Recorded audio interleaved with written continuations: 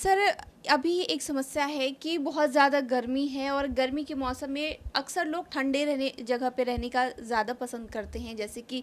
घर में अगर रह रहे हैं तो पंखे में रहते हैं, एसी में रहते हैं। और अचानक से अगर हम एसी से बाहर निकलते हैं तो बहुत ज़्यादा गर्मी लगती है, और अगर इत्तेफाक से अगर हम धूप में चले जाएं तो शरीर तो जैसे जल सा ही जाता है। तो अगर हम निकल रहे हैं तो अचानक से निकल रहे हैं, कहीं ज़रूरी काम से जाना ही पड़ रहा है, तो इससे शरीर को कितना नुकसान हो सकता है? हाँ, शरीर हमारा जो है एक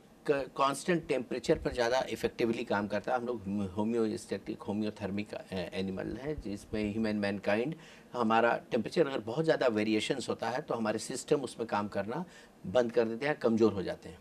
तो इसी तरह अगर एसी में हैं, बहुत ठंड में आप हैं, जहाँ की 16 18 20 डिग्री पर एसी चल रही है, बॉडी चिल्ड है, उस समय बॉडी अडेप्टेड है, उस हिसाब से आप वार्म क्लोथिंग भी पहने हुए हैं।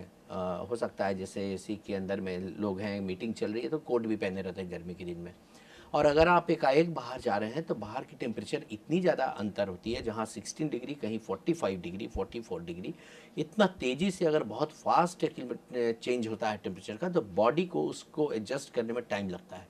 और उसी क्रम में जब इतना एडजस्टेबिलिटी में जो समय के कारण से बहुत फास्ट हो जाता है तो बॉडी पर उसके कुप्रभाव पड़ने लगते हैं। और जैसे आप एसी से सीधे बाहर गए, अगर आप वार्म क्लोथिंग में हैं एसी रूम में, तो आपको चेंज कर करके बाहर में जो फुल स्लीव का कॉटन शर्ट है लाइट कलर का, उसे पहन करके बाहर निकलना है, पहले आपको चेंज कर लेना है। और दूसरी चीज़ है कि आपको बाहर निकल करके वहाँ पर ह्यूमिडिटी इतनी रहती है, टेम्परेचर इतना रहता है कि हीट स्ट्रोक होने की संभावनाएं ज़्यादा बढ़ जाती हैं। तो आपको पूरी तरह से रिहाइड्रेट कर करके ही बाहर निकलना है, फ्लूइड लेते रहना है, इलेक्ट्रोल पाउडर और नमक चीनी का घोल जैसा होता है, उसे पी करके ही बाहर रहें, और बाहर में जब भी जा रहे हैं तो रिहाइड्रेटेड रखें।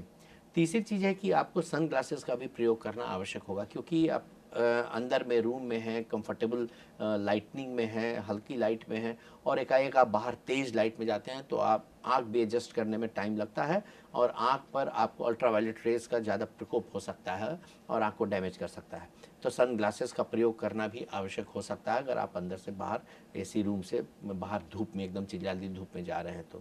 तो इन सब बातों पर ध्यान रखना बहुत आवश्यक होगा आपको। सर, तो जो आपने जैसा कि बताया कि क्या असर पड़ता है, और थोड़ी बहुत चीज़ें जो लोगों को जाननी चाहिए क्लॉथ्स के बारे में, ऐसे अगर हम पूछ लें कि इस दरमियान अगर किसी को हीट स्ट्रोक के, जैसे आपने ज़िक्र किया, हीट स्ट्रोक अगर हो जा रहा है तो फिर क्या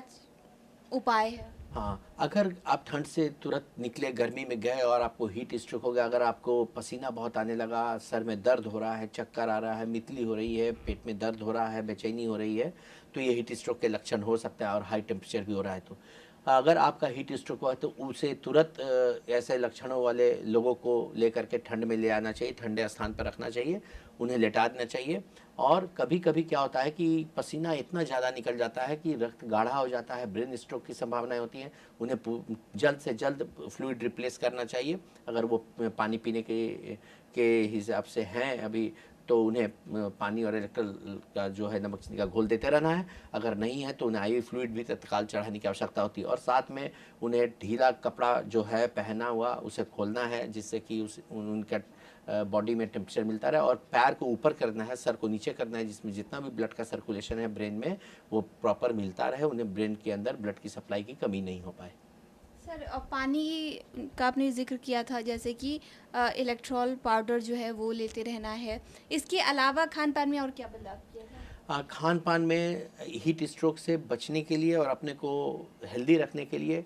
रसदार फलों का सेवन, जो सीजनल फल और फ्रूट्स हैं उनका सेवन करते रहना है, जैसे खीरा है, ककड़ी है, तरबूज है, खरबूज है, डाब का पानी है, जो प्रॉपर न्यूट्रिटिव वैल्यू के साथ साथ उसमें फ्लूइड्स भी हैं इतने की जो कि शरीर को रिहाइड्रेट और रिफ़्रेश करके रखते हैं। तो इन सब चीज़ों का सेवन करते रहना, और खाली पेट कतई नहीं निकलनी है, और क्लिष्ट भोजन अवॉइड करना है, जिसमें मसाला है, तेल है, घी है, इस सब चीज़ों को अवॉइड करना है। कैफ़ीन को और अल्कोहल को अवॉइड करना है। जी।